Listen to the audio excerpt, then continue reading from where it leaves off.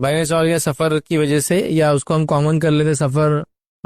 بھول چوک غفلت کی وجہ سے اگر کوئی نمازیں چھوٹ جاتی ہے اور انسان سیدھا اگلی نمازیں ملتا ہے تو کیا کریں گے؟ تو دیکھیے، اگر ایسی نماز ہے، ویسے تو ہونا چاہیے سنت یہ ہے کہ جو نماز چھوٹی اس کو اسی ترتیب میں پڑھا جائے۔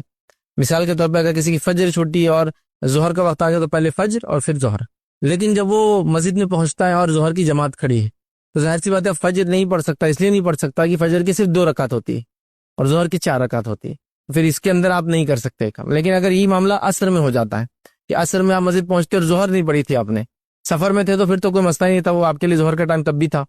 تو آپ پھر جو عصر امام کی چل رہی ہے اس میں ظہر کی نیت سے ملیں گے جا کر، تو آپ کی ظہر رہیں گی اور امام کی عصر رہیں گی، یاد رکھیں۔ اور اس کے بعد اپنی ظہر ختم کرنے کے بعد آپ پھر الگ سے اپنی عصر پڑھ لیں گے۔ اس بات کا آپ خیال رکھیں کہ مسجد میں